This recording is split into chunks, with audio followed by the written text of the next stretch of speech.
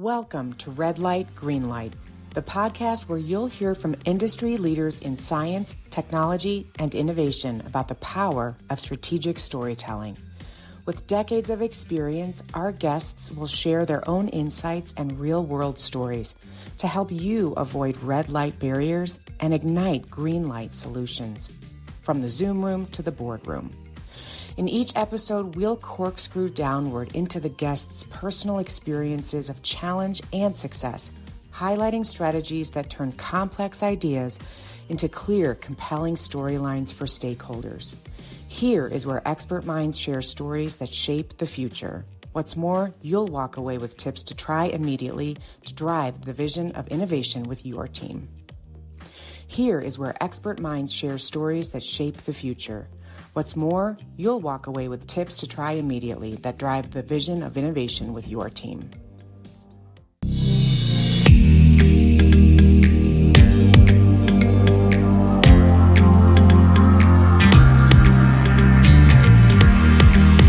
Hi, everybody. Welcome to another episode of Red Light, Green Light. I am your host, Cindy Skalicky, and I'm really pleased today to bring to you a leader who is going to really bring some excitement to your listening journey today. His name is Nick Karaskiewicz, and Nick is an expert in several areas, one of which is technology, cybersecurity. Nick's also been an entrepreneur in parts of his career journey, and he's got like a secret weapon. He's really good at spotting talent. He's not a talent manager in terms of his role necessarily, but we had a wonderful conversation a couple of weeks ago about the skill set that great talent management can bring about in others. And I just really want to bring that to all of our listeners who are in tech and are looking to get out of the lab and into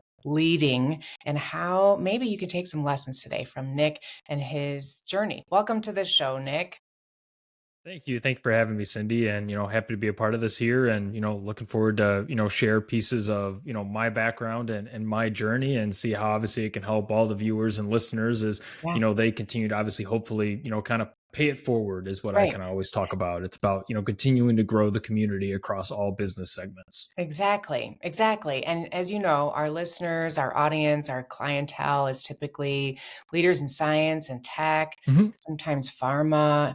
finance, innovation, people really like logical thinkers, really good at engineering, the hard sciences of things. And then some of them, a lot of them struggle with that heart part, that storytelling part, the art part of the communications. And that's where we come in and help folks get better at that leadership journey, especially when there's that hinge of going out of the lab, whether it's an actual lab or the proverbial lab, and into that leadership level. And it's not easy for everyone, and it's not easy in general. People are hard, right? So Yeah. one of the pieces that really struck me when we were talking was your ability to kind of see the diamond in the rough a lot of the times. And you shared some examples, and I want to get to those in a second. But Yeah. first, I'd like you to just introduce yourself to our audience. Where are you from? How did you get where you are? Give us a few highlights. For sure. I am Nick Karaskiewicz. I have been in the tech space for 13 years, with 11 of those years been focused on cybersecurity. Through that time, as already referenced, I've had the opportunity to have some entrepreneurship in the space, as well as in some other spaces, as well as become much of a thought leader, not just from a technical perspective, but from a strategic and leadership perspective, helping to grow talent pools, grow communities across different businesses, as well as the direct businesses that I work with or own as well. Yeah. Grew up in Chicago. Yep. While Love I that. moved away, ended up Mhm. finding myself back to Chicago. And, Nice. I think you'll see through today, there's a lot of that kind of, I would say, Midwest style to the way that, Yeah. I like to look at communicating, Yep. building, and growing future leaders. Fantastic. Well, if our listeners don't know, I too am originally from Chicago. And so you'll probably hear a little bit of our Chicago-ness here and there throughout the episode. But that's great. Thanks for the succinct introduction. One thing I thought of as I was listening to you is, just how did you get into cybersecurity? How did you learn you were good at tech? Was For it sure. a high school teacher, somebody that taught you? Yeah, I mean, I'm very honest about this, and this is another key point, key tidbit for people to write down. I'm gonna hit this word a million times: transparency. Yes, Um, love it. I originally thought I was going to be actually dual majoring Okay, in basically mechanical engineering and aerospace engineering. love it. My whole goal was, I wanted to build cool things like rocket ships, cars, automotives, and race cars. Cool. Realistically, went to a very, very elite university for Hmm. engineering. Hmm. And after that first semester, they had things that were basically called reverse bell curves. So it didn't matter how good you are, somebody had to fail. Oh, And I remember, going into that class, and they rated at the time, this is one of the best classes on record. I remember getting a B plus on a calculus test. okay. And because everybody else was so good, I technically failed. I got a Oh my, D, oh my so gosh. I realized that I said, I've always had this belief that, look, I have to be number 1, 2, or 3. I took this from one of Johnson Control's former CIOs, Oh my and he gosh. always told me this concept. You want to be number 1, 2, or 3 at what you do. If you can't be one of those things, you have to start questioning, where do you need to segue? And Oh, when I looked at that and I said, there are people that are just that much better than me. I need to make a shift. I need to oh make a my shift gosh. left. I need to do something technical.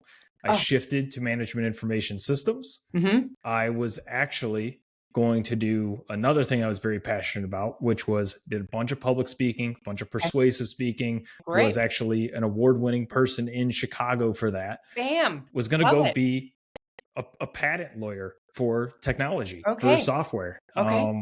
Sophomore year of college, I hit it strong in information systems. Had a professor that convinced me and basically said, I guarantee you, 1, you'll enjoy this better than going to be a patent lawyer. He goes, but 2, he goes, by the time you would have graduated by law school, he goes, you'll have made 3 times from a financial value Yeah. and at least 5 times from an impact value. Wow. And to be fair, he was right. Okay. He was right. So the Wow. rest is The rest is history, as history. they say. Before I even graduated, I had companies gravitating to me to try to basically fight over me. So I owe a Wow. lot of I owe a lot of success to him. That's incredible. Professor Gupta, he was actually at the time going to get his PhD. Okay. Used to work for John Deere, and like I said, he spotted the talent in me and kind of convinced me Mm. to go that route. And like I said, I owe a lot to him, and can't thank him anymore. So great. So now he is Dr. Gupta, I'm guessing, Yes, and we can yes, he say is. thank you to Dr. Gupta. We'll have to send him this episode.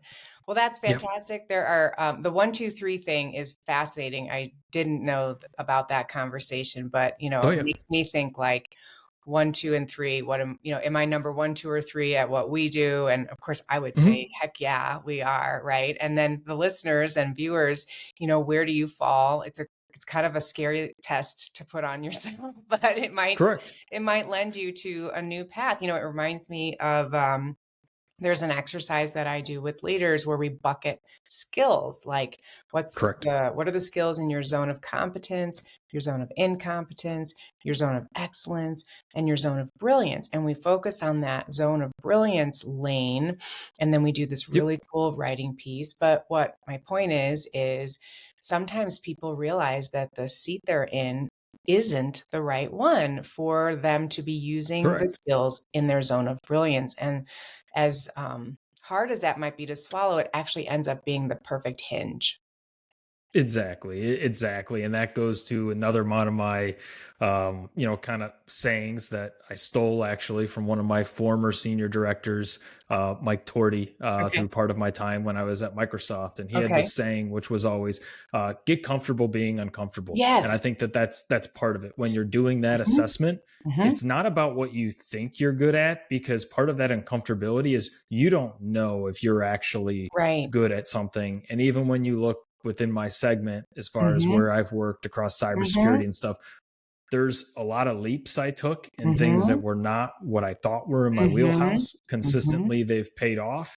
And Yep. realistically, that's how I've gotten from point A to point B and to each kind of checkpoint in my career, is because I've been willing to take calculated risk, and I've been willing to basically listen to what the data says, not what Yep. I just think and feel. And I think Mm-hmm. that's one thing, is that we're naturally jaded sometimes by thinking about what we think we're good at versus actually seeing what the data tells us and says, Mm. this is where you should be Interesting. focusing. Yeah. And Oh, I that's try to great. use that to really kind of sculpt my career. And Mm-hmm. I really kind of use that as I kind of train people as well, because you'll realize that there's 2 or 3 superpowers that each Yep. individual has that they don't realize that they have, and it's because they're not focusing on it. Right. And once you find the superpower with the data, Yep. typically that passion and feeling of loving what that is and being great at it and coming more alive comes with that, right? If Yeah, you are excited about that superpower, which one would imagine you would be, then we can really see those leaders shine and emerge. So let's talk about that because, you know, definitely. between the last time you and I talked and this time, I think is the timing that this article came out in the Wall Street Journal about Hmm. talent spotting, right? Yeah. And train spotting, talent spotting. I don't know, Yeah. but there was an article and a survey that was done that was really comprehensive over like 10,000 leaders tracked over a certain number of years. I'm not going to quote it because I don't have it committed to memory, but the point of the article that grabbed me was how difficult it can be for leaders to really truly see and identify the superpower such that that leader really is propelled in the paths that lead them to, exponential growth. And it seems to me Correct. you are one of those kinds of leaders who has some x-ray vision of sorts. So can you tell Yeah. us a little about how you discovered this about yourself? Yeah. I think for me, kind of twofold. Mm-hmm. One, I would say, early in my career when I got the opportunity to go to Oracle, I had a mentor from my time at Microsoft who was also at Oracle, was instrumental in bringing me there. Mm-hmm. I learned a lot of that, I would say, from him. Mm-hmm. Raj, I don't know how to explain it. He's just a different person. I think there's a reason that people gravitate to him the way that he Mm-hmm. is. And Mm-hmm. it's because he has that ability to just, I think, bring out those pieces of people. So I think, kind of being, around that type of a leader, being able to learn how he's able to kind Mm-hmm. of bring out those different skill sets and weed through what you're typically seeing on the outside, Mm-hmm. and really focusing on the results and the potential of somebody, Right. I think is really just kind of what ingrained with me. Mm-hmm. And I think that's why, I mean, if you look at his career, he's worked at multiple Fortune 1s, Fortune 5s, Wow. been a advisory consultant at some of the large consulting firms, and consistently driven success in his teams. And I think Wow. part of that is because he could see the people to develop. When he hired me, I was very much so, I would say, underdeveloped to be a SOC Mm-hmm. analyst where I started Okay. in security. And, Okay. but again, he picked potential Yes. over polish. And I think that Ooh, that was I just like kind of that. something I took with Potential me. And over I said, polish. I want to do the same thing. Okay. Hey, listeners, super quick station break question for you. Have you ordered your copy of my new best-selling book, Red Light, Green Light? Check it out. Grab your copy today at onpoint-communications.com/book. And now back to the show.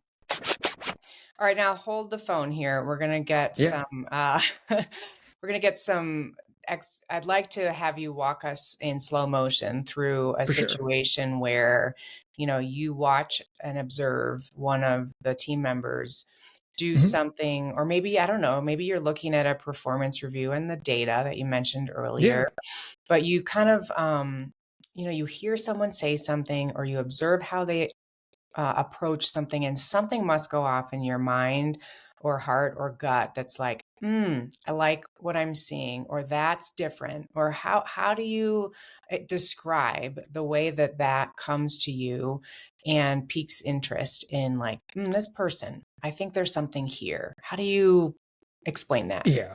Yeah, I think it's a combination of things. One, it's the actual being able to see and watch as somebody does that work and how they do it. But then also when you're looking at the data or performance review or Mm-hmm. something, or in an interview, looking at someone, ask them why they took that route. So even if they give you the answer and it's the wrong answer, the right answer, I actually care more about the why Okay. they did that way, because it tells me how their mind thinks. And the thing Right. is that there are a lot of people that can give you the right answer, but they Right. can't tell you the Yes. why in the Yes. tech space. Yes. And I would rather the person be wrong, but tell me why they did that, because that Yes. is a sound technologist, but that is also what I call, future leadership potential, because as a Totally. leader, you need to be able to build basically your storyboard. And when you talk about your storyboard, part Yep. of it is, this is another thing I stole from another one of my leaders. So Mm-hmm. Alberto Chong, Yep. we always talked about when we would do things at Microsoft, the hero's journey. Yes. And with that, it's Mm-hmm. again, it's driving that journey. And that's what I'm looking for, is someone Yep. that can articulate that even from a technical point, because even if it gets to the wrong solution, I understand someone as far as both, Mm-hmm. from a personal aspect, why they took that thing, as well as from a basically kind of ones and zeros aspect, Right. But like why how they, they're building yeah, that how direction. they think. And Yes. that's trainable. That is someone that is trainable. That is someone that has the ability to progress, versus someone that knows, I have to go from here to here, but I don't know why. And if they Mm-hmm. can't tell me that they don't know why Just. or what they need to do, it's a Mm-hmm. lot harder to stack those building blocks versus someone who has the foundational concepts in play. Mm-hmm. I love it. Do you have, and you don't have to name names or anything, but like, Yeah. do you have a person that you, or a storyline that's in mind, that where you spotted this and the journey they took after you kind of Yeah.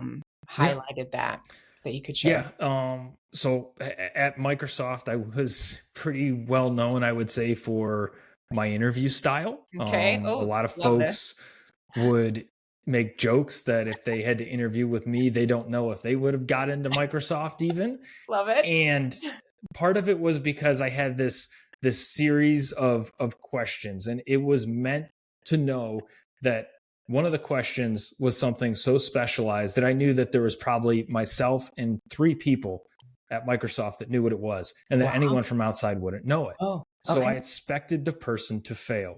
So I Okay. would hammer them with questions. I'd be flipping from scenario to technical to Mm-hmm. scenario to technical to, personal kind of feeling and growth questions. And then I would throw that question in, and I would Love see how many people would, one, stop and think, it. Mm-hmm. two, either ask clarifying questions, Yes. three, actually give an answer. And the people who gave the answer, I would ask, okay, well, tell me more about this. Yeah. Well, this all happened in the same interview panel, these three people I'll tell you about. And Okay. the first guy, he gave me an answer. It was the wrong answer. And I asked him, like, why did you pick that? And he goes, well, because that's what that is. Oh my And I gosh. was like, well, like, unfortunately, like that's Yeah. not, and here's why. Broke it down, and he kept arguing. And I'm like, all right, Oh, he doesn't want to learn. yes. Love this. Okay. This Then is we great. go to the second person. The second person said, Door number two. I don't know. And I go, okay, well, you don't know. How would you solve that? Yeah. And they go, I don't know. Oh. So I'm like, okay, this person's in between. Third person, and this is the person I ended up hiring her, and I fought tooth and nail for this. Is she broke it down, and she goes, well, I don't know what the answer is, but here's how I'm going to get the answer. Here's the time frame I'm going to get the answer in.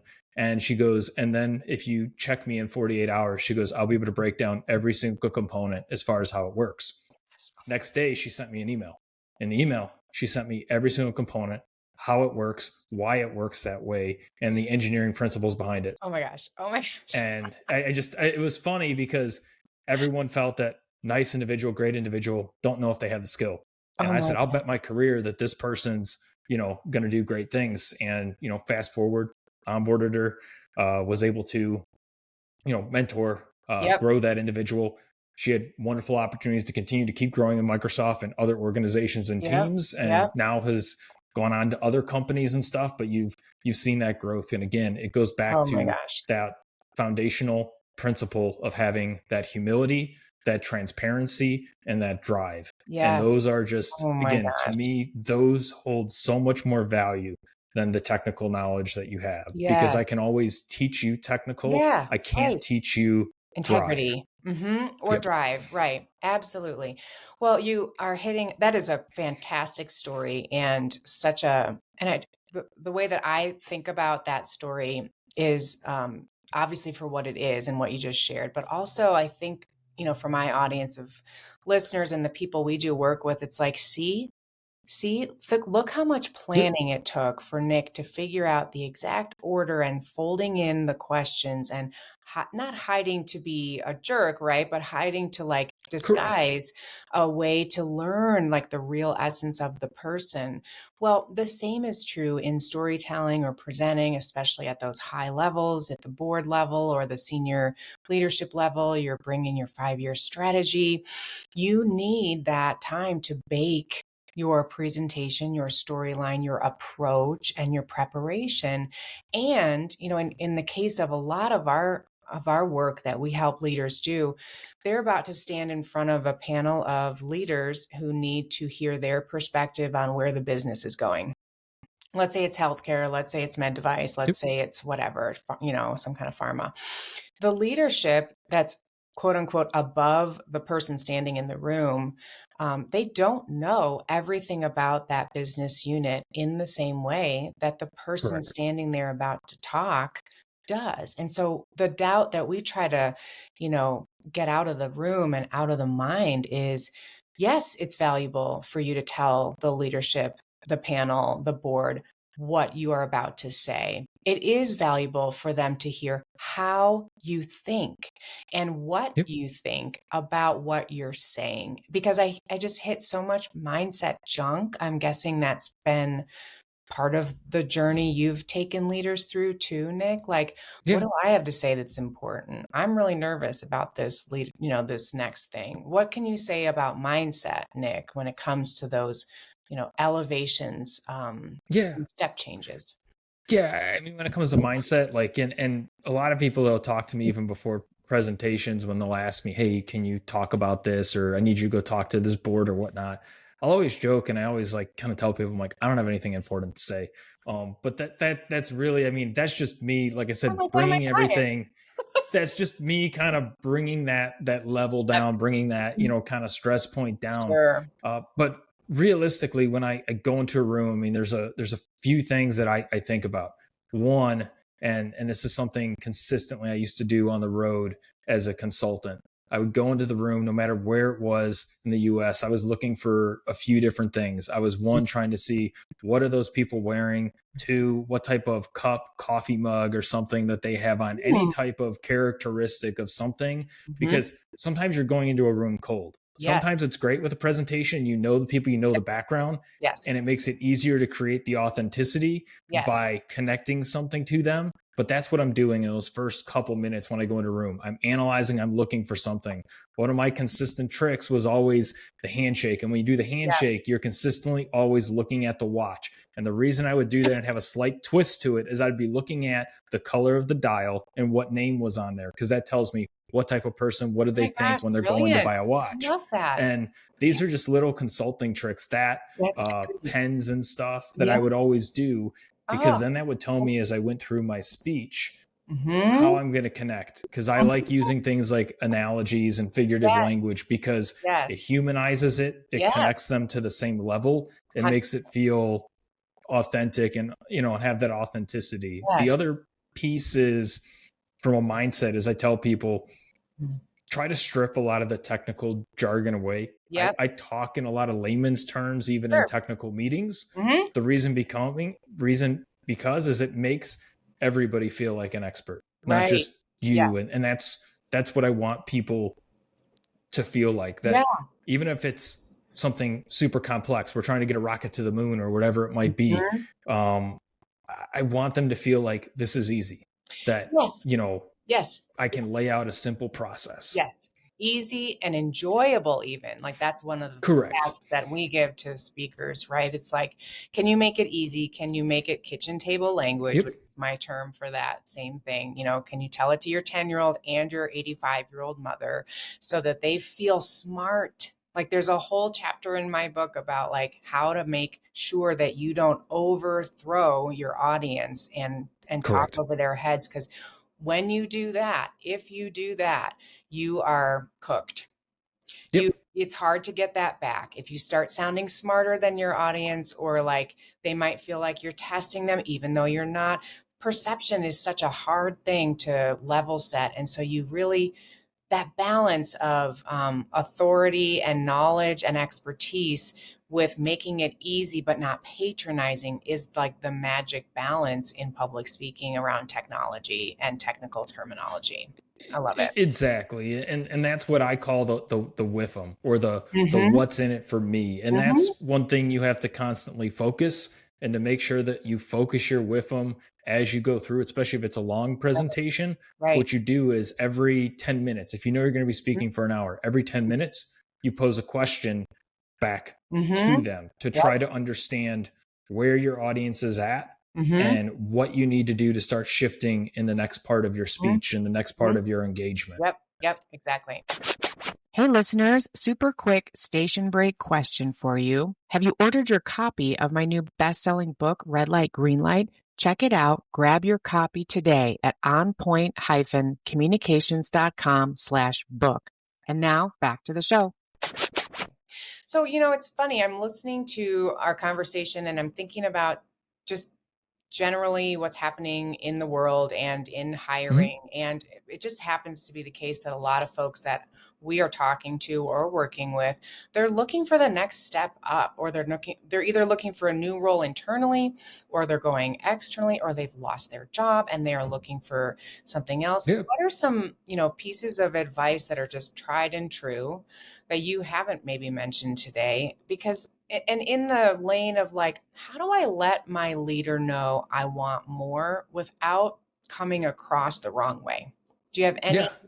Yeah, when you want someone to highlight your brilliance, but they're not seeing it, what happens if it's in the reverse order? Yeah. I mean, so that's one thing actually I had to learn early in my Yeah. career, because I was always in the belief of, if I grind it out, if I do a good job, my results will show. Mm-hmm. I'm here to tell everyone, it's not that your results won't show, Mm-hmm. it's that not everyone's going to know about your results or the impact of your results. And sometimes even your direct leadership won't.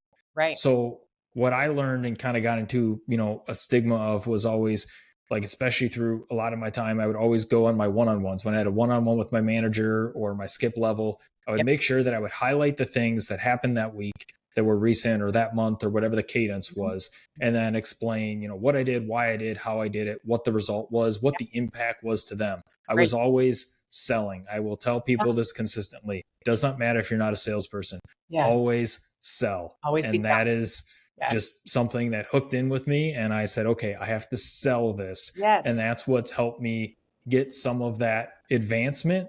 The other piece to it, though, too, that I believe is finding your style. Everyone Mhm. has their own style, Yep. but being you and who that is, Yeah. I believe in being super frank, super blunt. That's how I Mhm. get people to connect with me, because it's Yep. a, what you see is what you get. Yep. That's my style. Yep. Doesn't mean that that's everybody else's style, Right. but craft that style, and then Hmm. start learning about how you can craft your narratives. Because Yes. whether you realize it or not, your daily life, you're a character in this world. So Yep. you want people to know your character, not just Hmm. know your speech. And I think that's Yes. part of it, knowing your Yes. style, knowing Yes. your I message, love that. and then being able to connect those things to then be able to drive your sale, which Yep. is who you are, what you do, the impact, the value you bring, and then those results come. Yep. Yep.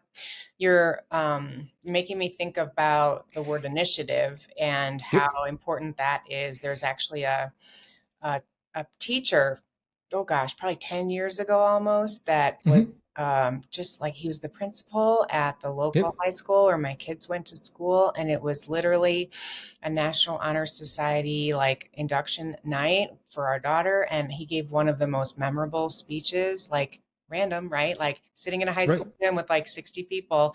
And here is this teacher repeating repeating the word initiative. And he's trying to instill in the kids the only way to get what you want in life and the best differentiator you can have in life is to have initiative, to take Yep. initiative, to find out where you'll go next through initiative. Like no one's going to sell it for you. You got to do it Correct. yourself. And that's what you're saying. So I love that. Yeah, exactly. And that's all it comes down to Yeah. is taking the initiative and then Mhm. again being willing to go out on that limb. Yeah. And You learn. you Mhm. can't play it too safe. Right. And honestly, I'm at a point in my career where realistically, if I want something, I have to go take it myself. Yep. And the only way for me to do it is sometimes just straight go to those individuals, that company or whatnot, and just say, I Yeah. want this. This is And what I one of want. the Yeah. businesses I own, that is very much what we'll do Yeah. is there might be a part of that company that we want Mhm. has it's not for sale. And Mhm. I just go to them and I say, I Mhm. want this. This is what I'm willing to pay. This is how we're going to structure it. This Mhm. is what you're going to get out of it. Yep. You have to do that, You gotta even when do it's just talking about getting the it. next job, getting the Yep. next role. Yep. Bring it. And that requires confidence, courage, and all the things around clarity, Yeah. command, owning your story, owning your stage, so to speak, and making sure you check the watch of the person you're shaking hands with, whatever it might be. Well, that kind of leads to my last question, which is just around Yeah. looking at the next 12 months, Nick. Like what's on the docket for you? Are you excited about anything that you're seeing in the industry that you're in, or excuse me, or just personally, are you preparing for anything big? What's on your list for Yeah. 2026 and beyond? Yeah. 2026, I mean, and beyond, I think a couple things.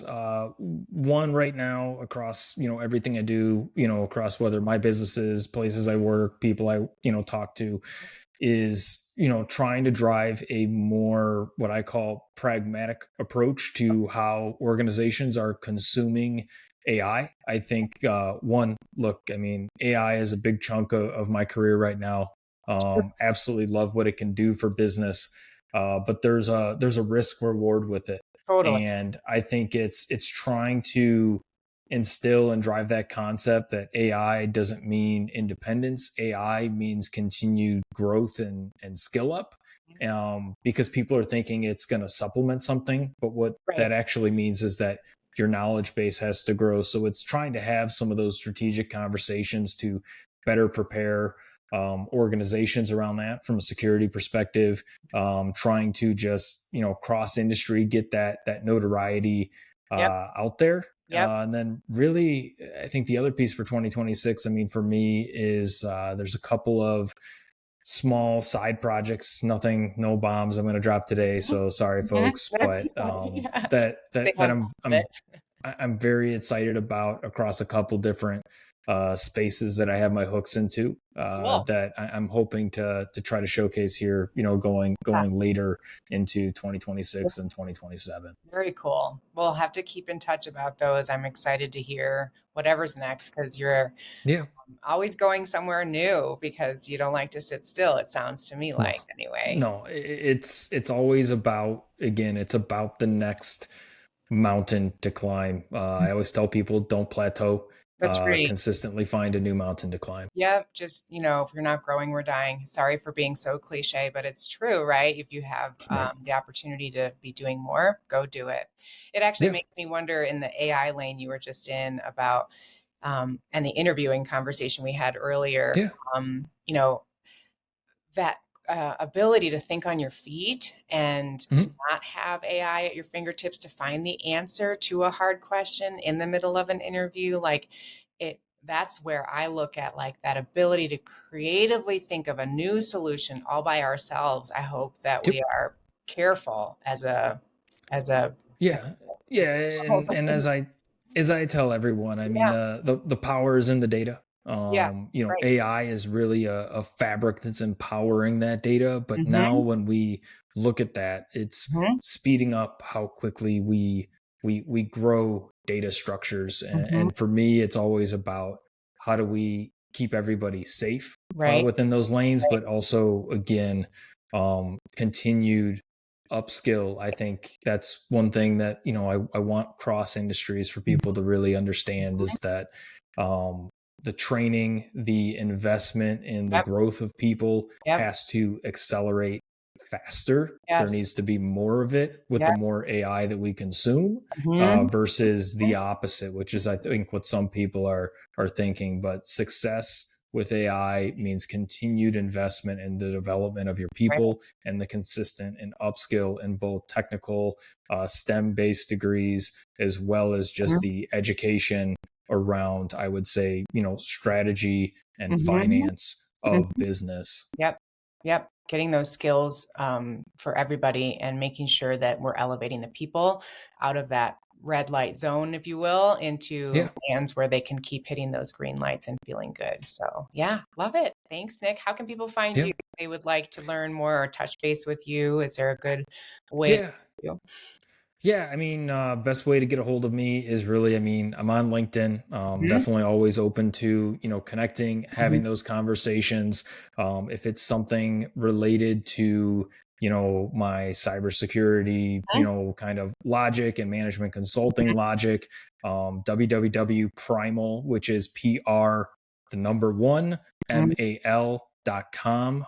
That's my firm, where I do a lot of, interesting and unique research as it relates to the cybersecurity space. So always happy for people to connect with me there. Mhm. And then for folks that are interested in my unrelated industries as it relates to the reptile and pet industry, Okay. you can also hit me up at Cyber Serpents, which is my other, Yes. stakehold that I have. I remember that now. Cyber serpents, in case you missed Yep, that, everybody. So fantastic. Well, thanks so much, Nick, for being with us today. This was a for great sure. conversation, just as I knew it would be. And thanks for listening, everyone. Please hit share on this episode. What a fantastic conversation.